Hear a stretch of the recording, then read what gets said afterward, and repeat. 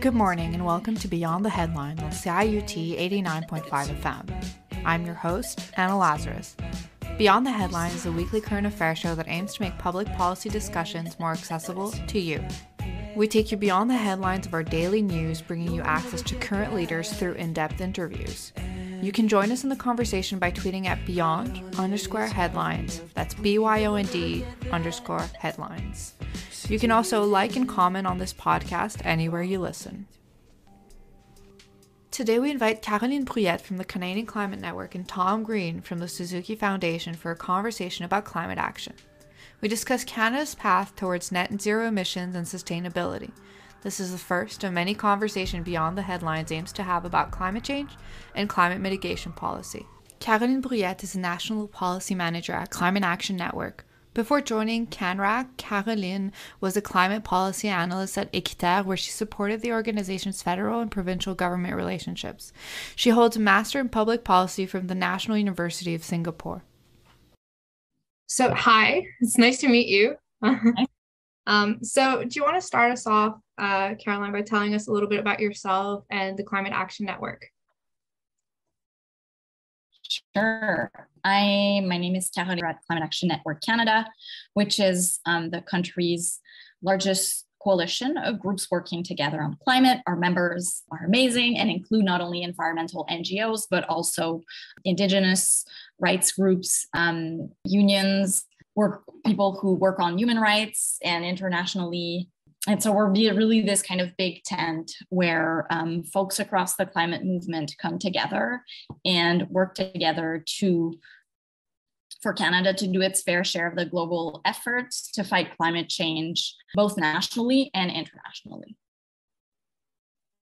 Amazing. So we did want to talk a little bit about the impact of the 2022 federal government, the budget, basically. So to kind of get us rolling, the 2022 budget proposed to give about $2.2 billion over 7 years, starting in 2022-2023, to the Environment and Climate Change Canada to expand the Low Carbon Economy Fund. So what would you say is the key goal of this fund, and how do you expect it will do in the coming years?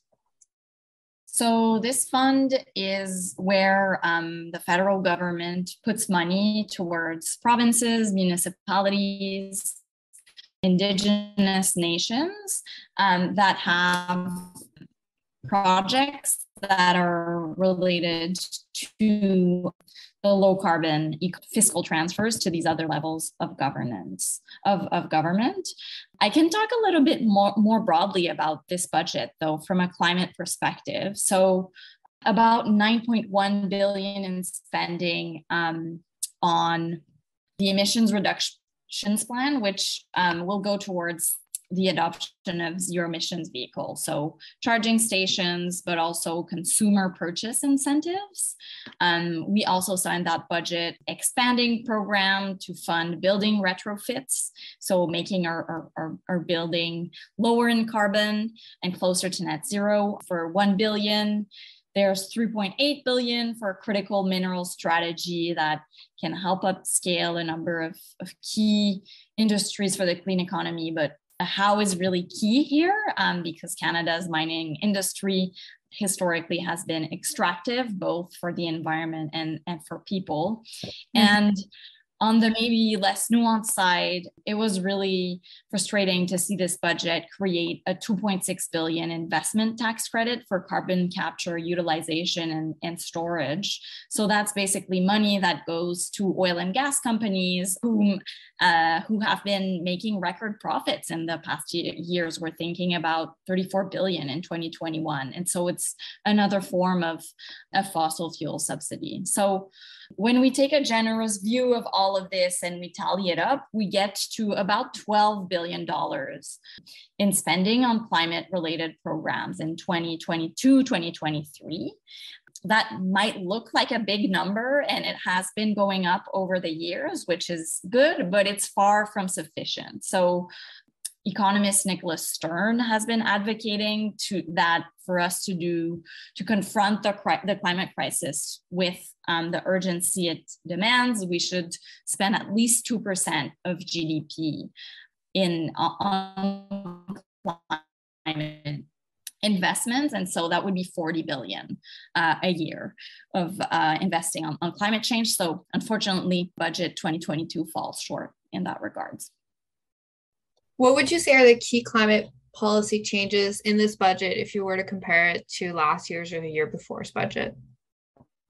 So to be completely honest, the budget is not really where I look to see policy changes in terms of climate. These key policies are really in our emissions reductions plan, which we've been seeing different iterations in the past year.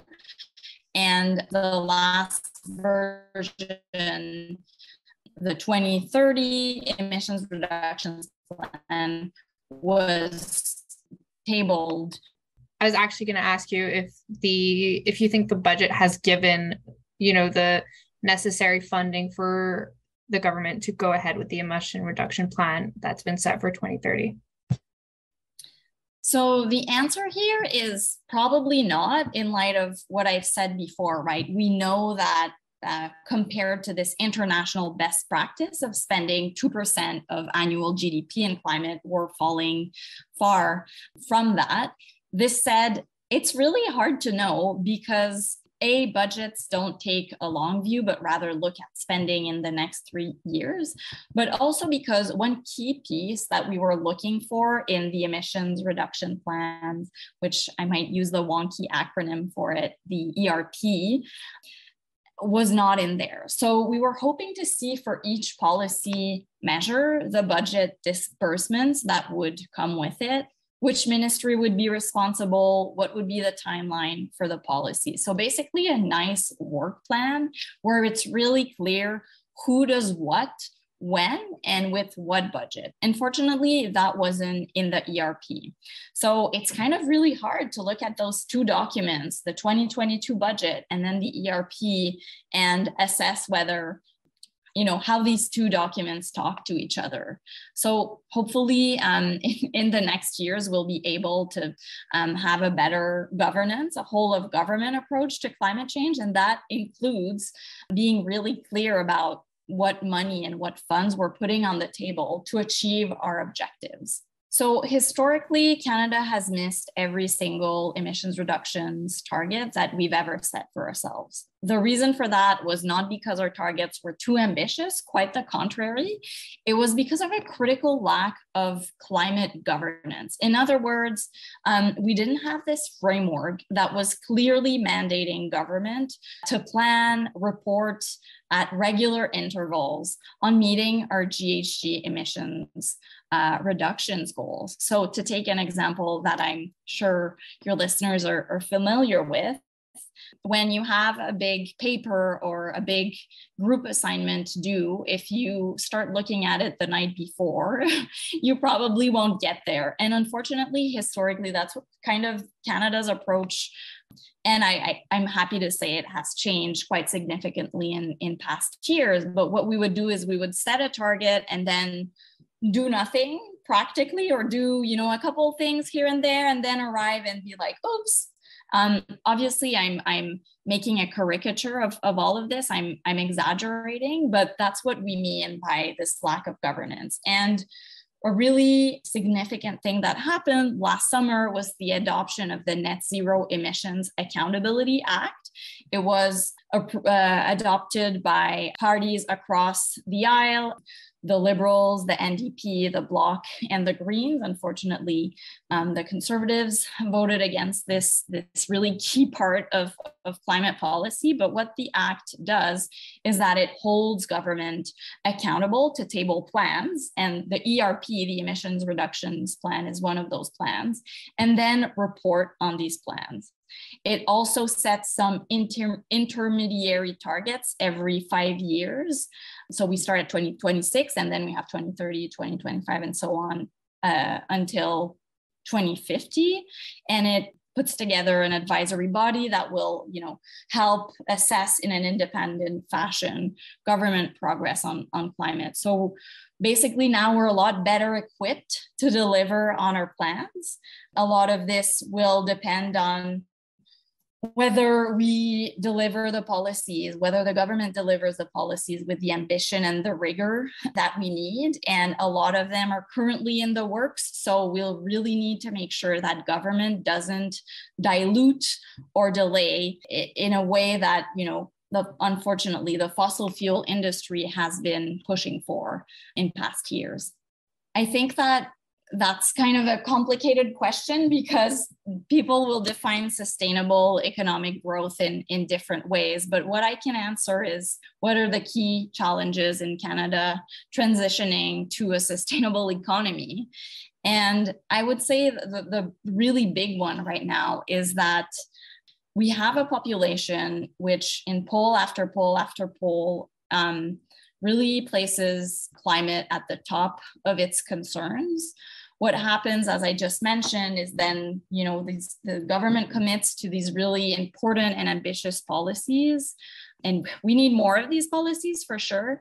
But then you have industry coming in to kind of delay and dilute, which has been, unfortunately, a really key, I would say, tenet of climate or lack thereof, like climate action or lack thereof in the past years across the world, right? You've had an industry that has misinformed and lobbied against climate regulations. So that's one big challenge. And I would say the other one is that we need to make sure that this transition is really people-centered. It is inclusive, it's fair. And so, the concept of a just transition is really important here, right? Making sure that not only people are part of the decision making for them, for their communities, and especially communities that have been marginalized by our extractive economies over time, so racialized Canadians, but also Indigenous peoples, that they're not only at the table, but that we make sure that no one is left behind through this transition. You mentioned the government has been developing some infrastructure to address climate-specific policy and put this forward. What would you say are key infrastructures or tools that we don't have in place that other countries do and that we should be working on? So when I look at, what the United States has just put forward, they presented the first iteration of the Inflation Reduction Act 2022, which is the country's largest ever spending on climate policies. And, this bill is really imperfect. There are many poison pills in it, and I don't want to minimize those imperfections, but I think one thing that we can learn from that is really, spending lots of money, where if we compare, the spending in there compared to Canada's 2022 budget per capita, it is 3 times bigger. So these kind of really massive investments in not only incentives, but also creating new institutions, like a public bank where communities, municipalities, Indigenous nations can borrow money to kind of fund their own initiatives is really key. So kind of, shifting our frame of mind away from a neoliberal economic policy towards the government playing a really active and transformational and even creative role in our economy and society, because that's what we're going to need to face the climate crisis at the scope and scale it demands. In the past, and even now, the government has invested massively in cap and trade and carbon tax initiatives because they're said to be efficient in terms of market. Would you say there are better ways to address our carbon emissions? Should we be looking at better regulation instead of letting the market kind of auto-regulate itself? Right. Well, so I'm an economist. I studied economics. So, in school, all I heard about was putting a price on carbon as the best solution to fix climate change, right? economists like that solution because, as you said, it is efficient. However, when we think of climate policy, efficiency shouldn't be our only criteria. We should also think of equity and justice. We should also think of what is politically interesting to voters, right? Because if the price on carbon is the same for everyone, it means that richer Canadians will be less impacted by it than poorer Canadians. And, you know, the way we've structured the federal carbon pricing in Canada addresses that to some extent by recycling the revenue and sending it back to families, and families who are most in need get more money. This said, there's another really important criteria that we need to look at, because the climate crisis is an issue of time, right? We have very little time to reduce our emissions at a scale and pace that is compatible with limiting global warming to 1.5 degrees. And so I don't think carbon pricing is the best tool to meet this time challenge. And what you were saying about, you know, regulations, simply mandating companies to reduce emissions, like what we're hoping to see on the oil and gas sector, our preference was a hard cap on these emissions, right? Also thinking about a new mandate that is currently in the works for electric vehicles, right? We need to mandate companies to produce more and more EVs so that eventually all of new vehicles are emissions free in 2035, as we committed to, and the government is currently working on this policy. But definitely, I think regulation is an important option when we think of this kind of necessity to move fast. And then the equity and fairness part needs to be thought of in terms of, you know, spending, creating new programs, because the reality is that to completely decarbonize our economy, we can do this in a way that makes folks' communities much more pleasant to live, where the air is cleaner, so we're healthier, right? We need to do that in a way that brings everyone along, and that includes things that respond to some very pressing needs that Canadians have in terms of health, housing, good jobs, limiting inflation, as we're seeing right now. So we need to have an all of the above approach to the convergence of crises that we're in. You did mention electric vehicles, and the government has in the past favored electric vehicles or zero emission vehicles in their budget and their policy. Do you think this focus on zero emission vehicles might pull away from provincial and municipal attempts to incentivize other modes of transportation, like investments in public transit and trying to diversify transportation? Right, so there are kind of two questions in there. The first one is, how do we decarbonize transportation? And then the other one is around federal, provincial, territorial coordination. So to answer the first one, folks who work on transportation at the UN level have put forward a principled approach to decarbonizing transport, and it's called, well, I'm sorry, I know the word in French, but so I'll just explain it. Basically, we need to start by making our communities more livable and mean that we have to travel smaller distances, right? So our urban planning, our land use planning, this needs to be rethought. We need to kind of stop expanding highways and the urban sprawl. So that's the first thing we have to do. The second is that we need to invest massively, as you said, in public and active transportation, so that people switch from the solo car to these more efficient modes of transportation. And then finally, there will be some vehicles remaining on the road for folks who live in remote communities, for instance, or who have a job that requires them to use a pickup truck. Well, for these remaining cars on the road, that's when electrification becomes really important. So we have to do these three things in order, but also do them all at the same time.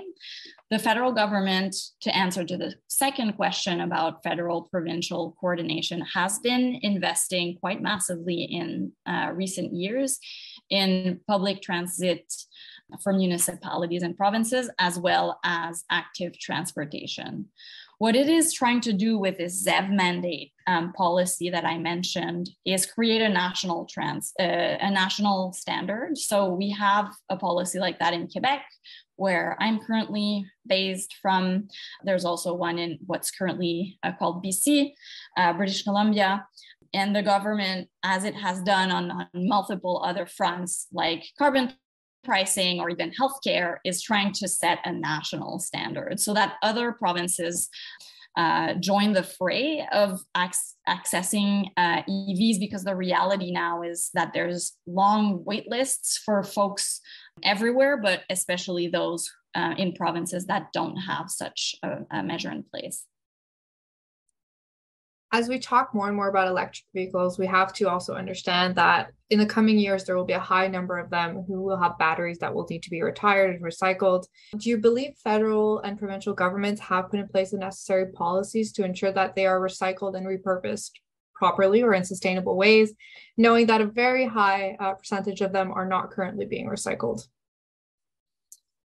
Short answer is no, unfortunately, and that's something we're really going to have to think long and hard about and propose policy for, because as I mentioned earlier, we can't simply mine our way out of the climate crisis and change our economy in a way that reproduce these extractive type of industries that have characterized this fossil fuel economy that we're trying to diversify from. When I think of, an extractive economy, I mean extractive on people, on workers, so that they don't necessarily have good conditions, but also on the land. And in the context of our country, what is currently called Canada, that must absolutely be done in respect of Indigenous rights and sovereignty. Oops, you're muted. So we have talked about initiatives that are up and coming and slowly being developed. We've also have been talking recently in the news a lot about the oil and gas cap and the division of emissions. So can you tell us the difference between Scope 1, Scope 2, and Scope 3 emissions? For sure. So Scope 1 emissions are emissions that occur from the oil and gas extraction process. So think of a methane leak that happens while drilling. The Scope 2 emissions are from energy purchased by the company who's doing the extraction. So for instance, the emissions related to the electricity generated to power a refinery. And finally, Scope 3 emissions are those that occur across the supply chain. And that includes emissions from burning oil and gas produced by the company, right? So if I go to the station and fill up my car and then drive off my car and say it's a Shell station, this would be Scope 3 emissions for Shell. The issue in Canada is that we export a lot of the fossil fuels we produce. So a lot of these emissions that are Scope 3 happen outside of our borders, and they are substantial. So there's data that was secured from Environment Canada by EcoJustice that shows that in 2019, our emissions from exported fossil fuels were 954 megatons. In comparison, the total emissions across the Canadian economy within our borders that year were 730 megatons, right? So our exported emissions are bigger than our total domestic emissions. So we really need to address that elephant in the room. Unfortunately, the discussion paper that was published 2 weeks ago on the oil and gas emissions cap said that Scope 3 emissions would not be included under the cap. This said, we need to make sure that the government adopts some mechanism to limit those emissions. And we've used some in the past, notably to limit coal exports. So we'll be keeping an eye out to how the government uses similar mechanisms and applies them to oil and gas that is exported outside Canada. How do you think the government's choice to exclude Scope 3 emissions will kind of play out on a policy standpoint? Do you think there will be advantages to doing this? Do you think it might kind of stimulate development in sustainable tech? green innovation? So I think the way we report on emissions internationally is made so that we don't count emissions that occur outside our borders. That makes sense from an international perspective, right? Because each country needs to take responsibility for some part of the. This said, it doesn't mean that Canada, a fossil fuel producer, a country with extremely high, not only per capita, but also in absolute emissions emitter, shouldn't take responsibility for these fuels, especially as the infrastructure that we're building right now to extract, transport, or export oil and gas is all geared towards foreign markets. So at some point, we do have to address this elephant in the room, that is the continued expansion of fossil fuel production. And I think that only when we do that, we can diversify our economy away from a sector that globally we are moving away from.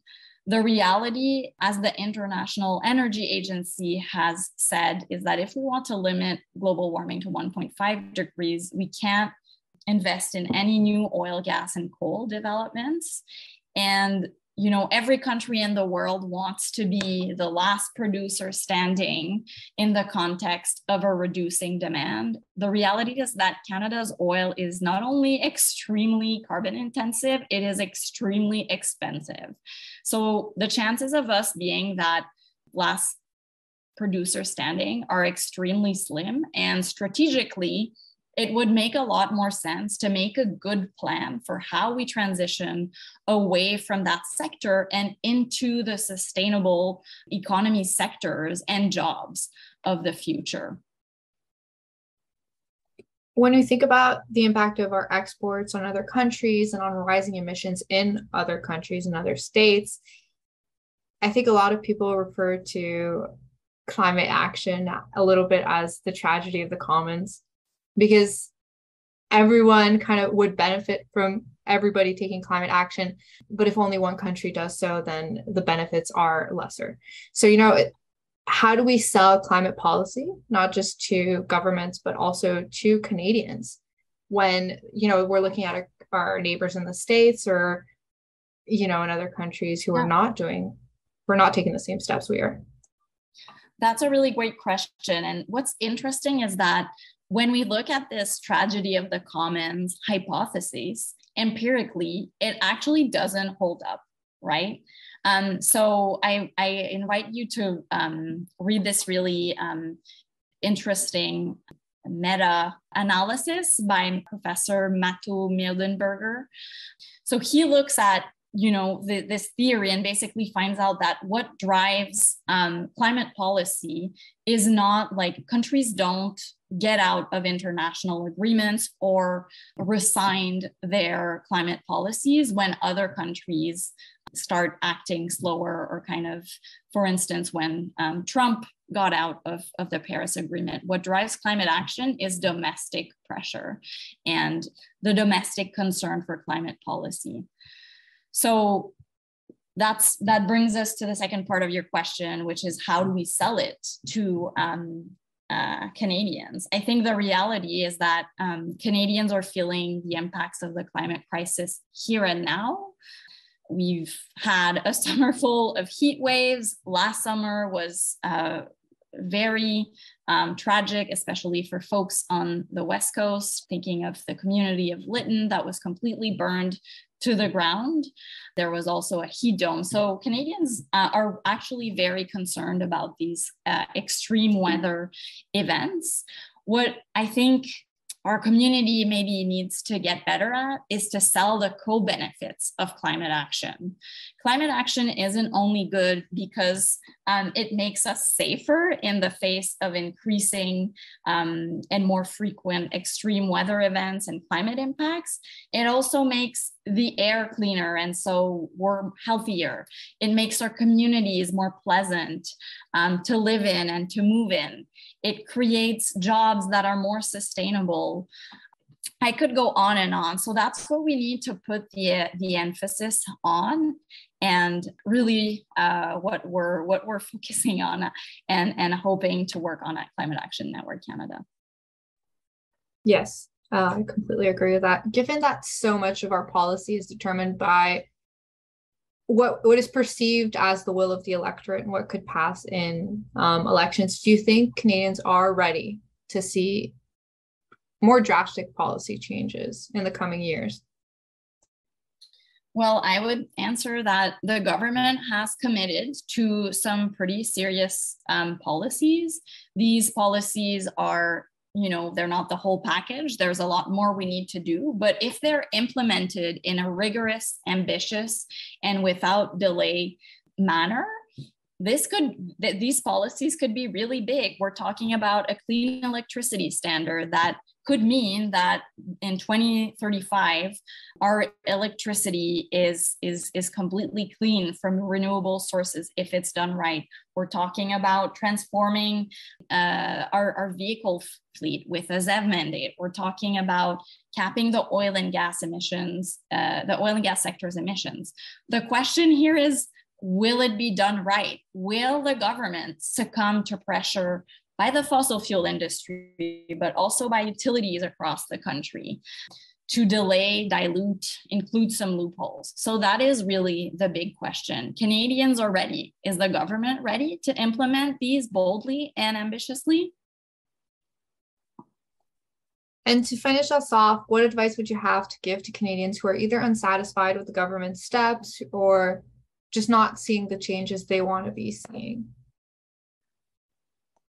That's such an important question, and I think to some extent includes many of us. I would say that engage in collective action. So we are often portrayed as consumers in our way of participating or responding to the climate crisis. But what's even more important is our role as citizens and how we use that role. So that includes not only voting, but organizing with your community, with your neighbors, whether it's at the local level, at the provincial level, or at the federal level, joining these initiatives where we get greater than the sum of our parts is really how we make change and how we will get to a transition that is just, that is inclusive towards a sustainable economy, right? Because the transition is a verb that we all have to participate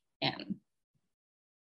Awesome. And just quickly, what resources would you have to recommend to our listeners who are trying to learn more about climate action and trying to understand the policies that are coming up on their newsfeed? I really like Matthew Mildenberger. I'm not sure which university he's based at. I think he's in on the West Coast in the States. I would also recommend Catherine Harrison in Canada, who does some really great analysis. Perfect. Thank you very much. We'll be sharing those resources in our show guide as well, so that listeners can go ahead and listen to that. Once again, that was Caroline Brouillette. We will continue our discussion with Tom Green after. Welcome to Beyond the Headlines. Remember, you can join in the conversation by tweeting at us on Twitter at beyond_headlines, or by liking this podcast wherever you listen to your content. Tom Green is a senior climate policy advisor at the David Suzuki Foundation, working to advance climate policies to rapidly reduce Canada's emissions and accelerate the shift to a clean economy refocused on delivering well-being within planetary boundaries. He leads the Foundation's Clean Power Pathway Project, a 3-year collaboration with university research partners that coupled electricity modeling research with public engagement to show the role renewables can play in achieving zero-emission grid across Canada by 2035. Hi, Tom. Do you hear me? I do. Anna, how about you? Yes, loud and clear. Great. Awesome. Well, thank you for coming on this call with me. Yeah, you're welcome. My pleasure. Great to be great. here. But I'd love to start with our first question here. So the 2022 budget proposed about $2.2 billion over the next 7 years, starting in 2022, to the Environment and Climate Change Action Canada to expand and extend the Low Carbon Economy Fund. This is one of many initiatives that have been announced. What would you say are the key fiscal changes in this budget in relation to climate action and climate tech? Well, I think just stepping back for a sec, like what we know in terms of the successful transition of where we are in the climate emergency is that we need to be spending at a much higher level. We need to be investing in this transition. Like what we're talking about is really unprecedented. If you think of it, we need every furnace in home to be removed and replaced with a heat pump or other non-emitting source of heat.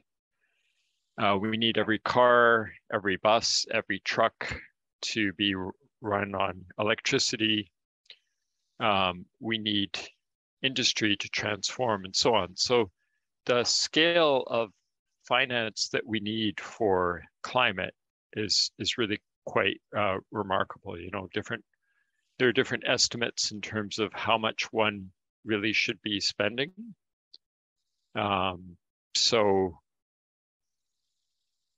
that's really the baseline that we need to compare this against. So the budget may be making some good investments, but really we need to be seeing more like 2.5% of GDP being invested annually.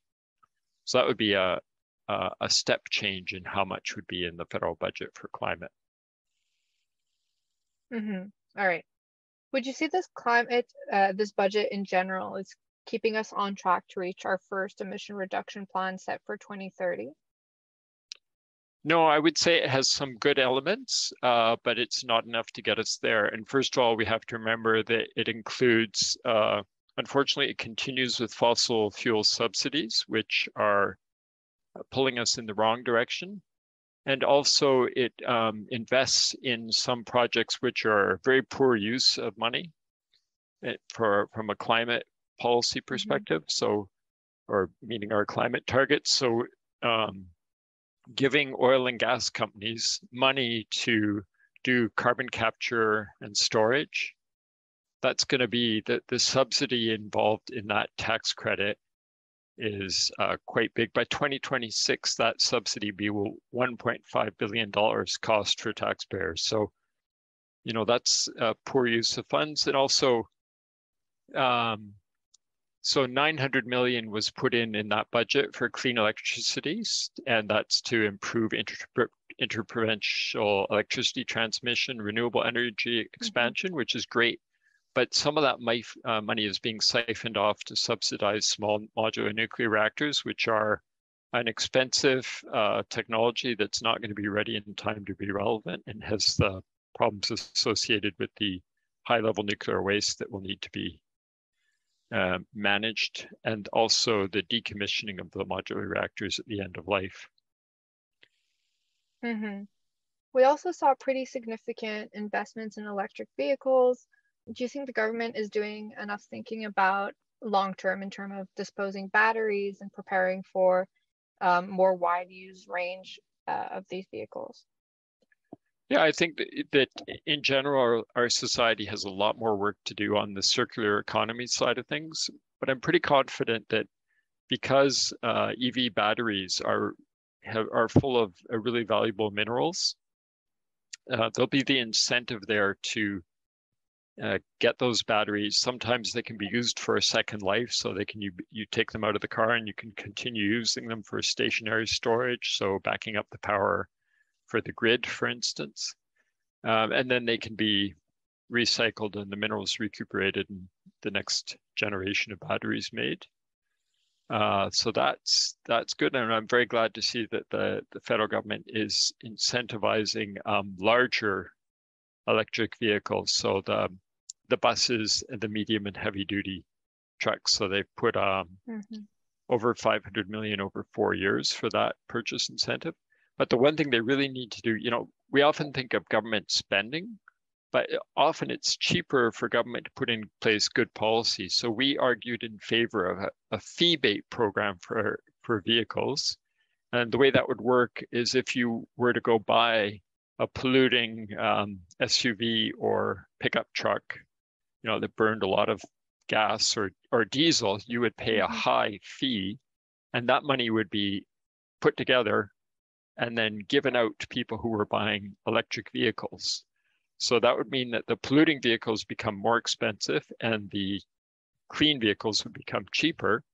So that wouldn't cost the government anything except for a small amount to administer the program. And that's been used in other countries.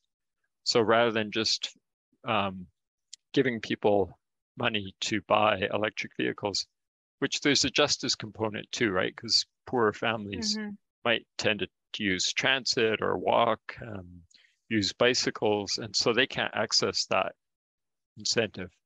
And the other thing is the government needs to pass a zero emission vehicle standard, which would force manufacturers to sell an increasing proportion of electric vehicles.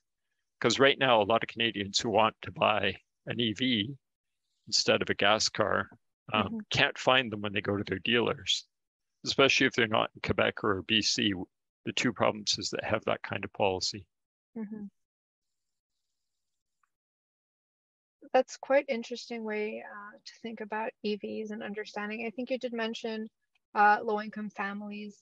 There's the families who may also be using older vehicles, secondhand vehicles that may not quite have gotten electric yet. So that's also going to be a part of the population that may be forgotten in these form of grants and subsidies. Yeah, and so like BC just implemented a used EV purchase incentive. So we can look at those kind of policies as well. And of course, the more new EVs are on the road, eventually they become older and will be resold, and that can help on those side of things. But for sure, there's a real equity component there. And investments in public transit, for instance, are really supportive of improving equity, because public transit is widely accessible. And in some cases, like the city of Regina is looking at making public transit free for certain ages. So that is good from an equity perspective, but that's only possible if you've got permanent transit funding from the federal government out to the transit authorities. That's really interesting. Canada did mention, I think when this budget came out, there was a lot of talk about growth and trying to push forward initiatives in climate action. So they did create the Canadian Business Growth Fund that was supposed to impact climate action. Can you kind of explain how the funding would be distributed? Do you know if it would be climate specific? Yeah, I don't actually know. It's hard to dig into the details of these kind of funds until you start to see the funds in action. We have been concerned about how sometimes funds that are intended for climate, that certain companies will find a way to get in there and apply for funding that's not necessarily really advancing climate policy. So the David Suzuki Foundation is a member of the Green Budget Coalition, and the Green Budget Coalition will be advocating in next year's budget. We always put together all the participating conservation environmental organizations get together, and we put together proposals for the government as to how the next budget should be shaped. And one is that we've proposed that a climate lens be introduced to all government spending programs. In other words, the government would have to do an assessment of, is this proposed budget item or a new program, is it pro-climate, or how do we need to change it so that it's in alignment with our climate goals? Yes. I think integrating climate lenses and making everything kind of better connected in government would quite make sense. So policy is not quite so separate. So what would you say are Canada's major challenges in transitioning towards a sustainable economic growth or green economic growth?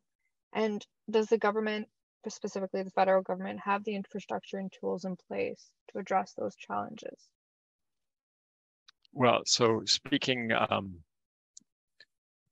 my training is in ecological economics. So one thing I don't believe in is the idea of sustainable growth. Growth is one of the problems that is contributing to climate change and biodiversity collapse around the globe. Like this obsession with humans being richer on average every year, or that we can, per capita income can keep increasing. That's just going to be associated with ever more demands for materials and energy and production of waste and consequence for the biosphere. And we're making the planet uninhabitable. So I think we should be shifting away from trying for sustainable growth, whatever that is. I think it's an oxymoron. And instead, we should be focusing on improving well-being for all. And then that can reorient our policy. Like, there's no point in everyone having more per capita income each year if the climate makes if we end up with an unlivable Earth. So just backing up there, that's where I would be coming from. That said, I think there's lots of things we can do to align the economy with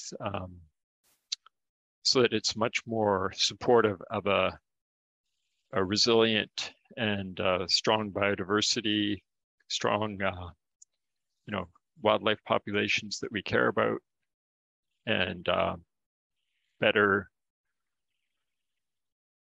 climate future. And so, investing in clean electricity, getting the rest of the fossil fuel generated electricity off the grid, making sure that the province of Ontario doesn't go ahead with plans for new gas-fired electricity plants. Like, those would be a disaster because they lock in many decades of emissions. And really looking at how we can electrify the economy as much as possible and use renewables to power the economy. That's where our focus has got to be for the next little while. Mm-hmm. I think all those goals require tremendous amount of political and public support. Do you think what the US has done with its Inflation Reduction Act would be a good way for Canada to also rally Conservatives to the cause of climate action by reframing the issue in a different way?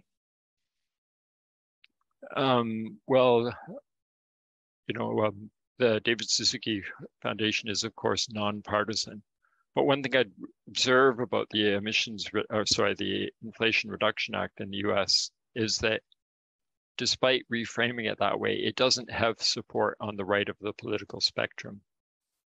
So for some reason, unfortunate reason, a lot of people on the right of the spectrum have not come to understand the seriousness of the climate crisis and how it requires all hands on deck, and how attending to the climate crisis actually gives us a better future in terms of, we're going to end up with cleaner cities, more different ways to get around, more walkable neighborhoods, homes that are more comfortable because they're less drafty, and also they're not heated with gas, which can cause both indoor, if you do cooking, you can have indoor air pollution with using gas.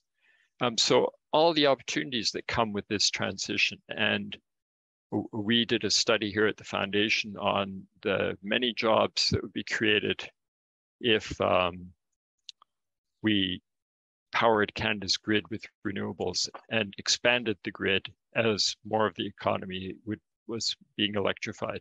So there's real opportunities there, and I hope Canadians from all different parts of the spectrum start to recognize why we have to attend to carbon pollution and what the benefits are going to be for our communities, our jobs, and for also, that's the economy of the future, and that's where the opportunities are going to be, and Canada can't afford to be a laggard in that space. Agreed. I had one final question for you. What advice would you give Canadians who are currently unsatisfied with the government's steps in addressing climate change? Well, the key thing is we need to keep the pressure on politicians at all levels, from municipal, provincial, federal. So electing climate-sincere politicians, being involved in political processes. So whether it's your city is preparing a new land use plan, like going out there and checking with your municipal officials. How have they attended to climate in that? Are they building a climate resilient community? Or pushing on the provincial and federal governments, making sure their budgets are in alignment with what we need from a climate perspective. So, and that's a very lonely thing to do as an individual. So joining some group, whether it's a local environmental organization or a civil municipal action group or something like that, or a national conservation organization or environmental organization, like all those things, and coming together and keeping that pressure on. And meanwhile, looking at in our own lives, how can we get off fossil fuels as much as possible? Whether that's shifting my commute to public transit and maybe an e-bike, or selling that car and using more public transit, or getting an EV and instead getting rid of the gas furnace, putting in a heat pump. Of course, if one rents, there's less that one can do, but putting pressure on building owners to improve the energy efficiency of their building, so we can seek to get rid of fossil fuels and transition to what I think is going to be a much more promising way of living. That's awesome. Great advice. Thank you so much for taking the time to talk to me today, Tom. Yeah, my pleasure, Anna. Thanks for the invitation to come on your show. Once again, that was Tom Green. You have been listening to Beyond the Headlines on CIUT 89.5 FM. Many thanks to our guests for joining our climate discussions. Today's show was produced by Anna Lazarus. The views expressed on this show do not necessarily reflect the views of the producers, CIUT, or the Monk School of Global Affairs and Public Policy. If you missed any part of the show, be sure to check out podcasts of all our episodes on our website at www.beyondtheheadlines.net, as well as on Spotify and Apple Podcasts. If you're a fan of our show or want to stay up to date with policy issues in Canada, follow us on Twitter at beyond_headlines. You can check us out on Facebook or Instagram. Take a second to subscribe and like the show wherever you listen to content. Be sure to tune in next week as we continue to take public policy discussions out of the hallways and onto the airwaves.